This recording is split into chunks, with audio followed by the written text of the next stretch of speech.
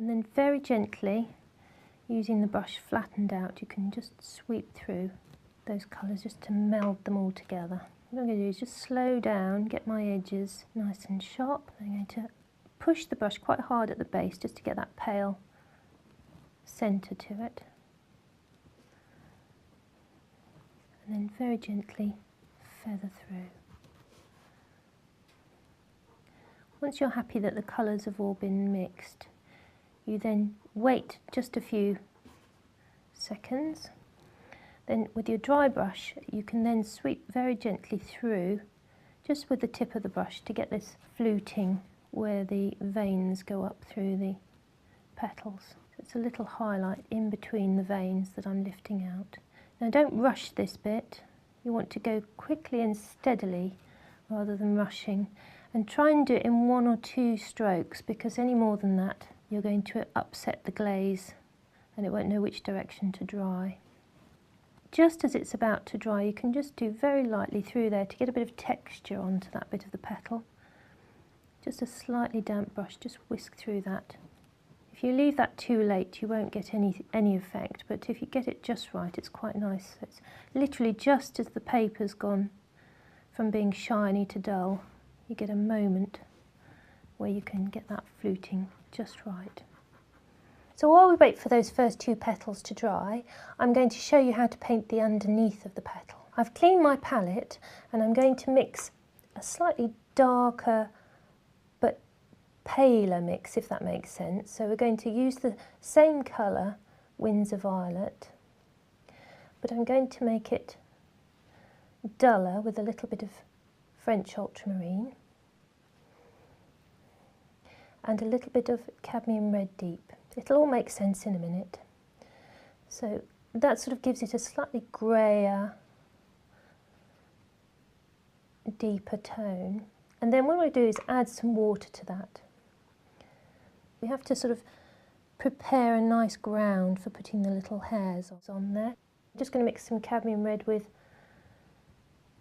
a little bit of Windsor Violet.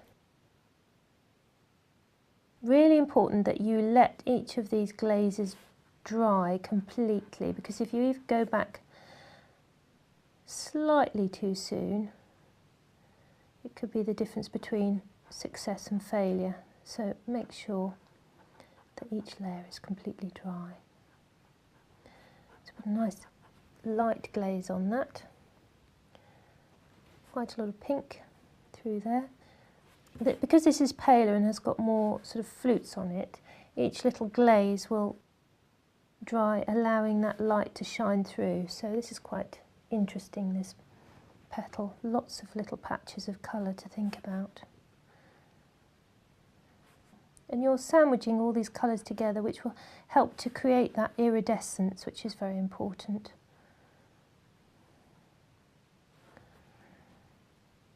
Add a bit more of that cadmium red to this corner down here. Just drying my brush off there. I'm going to just wipe this area here to keep that light area towards the stamen. Just sweep very gently. I've got my dark colour. Just going to plop that in. Slow the brush right down here because I've got to get into all those little nooks and crannies. Just a few little sweeps of that here and there. Another little dark shadow there. And some nice little thin brush strokes there, just to get that nice and soft and dark down there. Now these very strong pleats of colour in the centre, I'm going to wait until this one's dry and put those in wet on dry. Always stop lifting when everything's looking nice and petally. That way you won't overwork it. When you're sure that everything's as it should be, that tiny shadow through here. You've still got to be fairly swift. If it's a bigger shadow than this, then I would suggest glazing first. But as it's only small, I'm going to just put it on and then catch the edge with a damp brush just to blend it in there. As I say, if you feel a bit unhappy doing that, then glaze it first, drop it on. Have much the same effect, but maybe just a little bit paler. Then I use this colour to just paint the tiny little shadows in between these twists of the end of the leaf. And again, where the veins come into the centre, there's some quite strong shadows.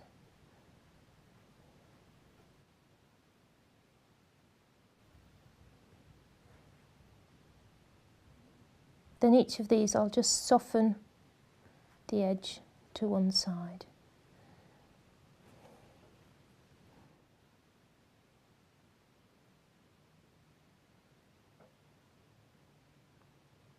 Just a little bit more shadow over here.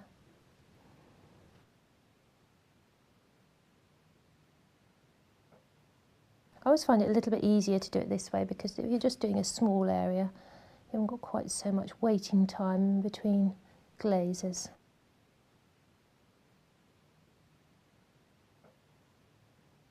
Just use this colour as well, just to define the tips at the top here. As the ends twist and turn, you get lots of little shadows and darker bits.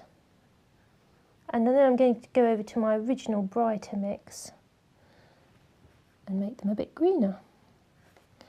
This is quite good fun, because you put a little sweep on and then just soften it in so that it all joins up.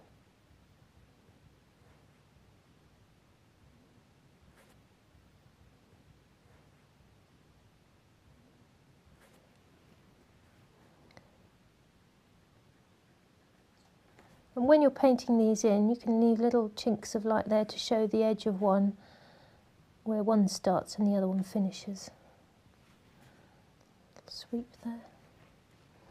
So come back up to the middle of the leaf here and just drop on a bit more fresh colour in between the veins. Very subtle. When the leaf catches a lot of light, sometimes you only need one glaze really to get as close to the finished tone that you're after, which is the same in this case here. Just a little bit more towards the centre there.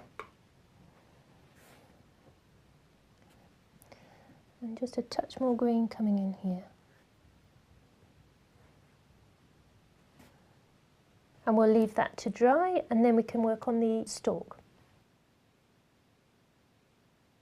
So that leaves dry now, so I'm going to move on to the little bit of stalk at the top and then down onto the longer length of the stalk below. I'm going to use exactly the same colours as before, just to keep everything very simple. We'll practice on the short bit. Always a good idea to get a bit of confidence before we go on to the longer part of the stem. You probably don't need to glaze it, but I am, just for safety's sake, putting just a little bit of water on there.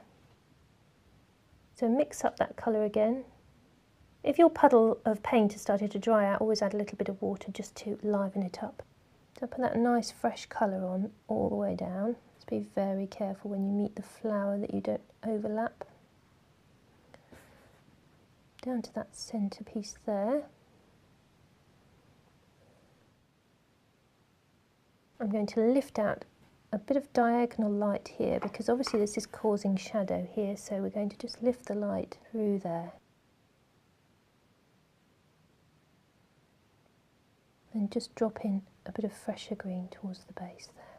So a nice dramatic bit of highlight across there. Now while that's drying, I can carry on the longer part of the stem to glaze this little bit here.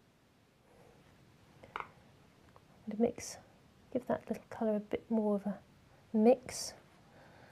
And drop that. That's all going to be very dark under there actually, so I'm just going to drop in that bright green, nice and flat in there. It's almost dried out.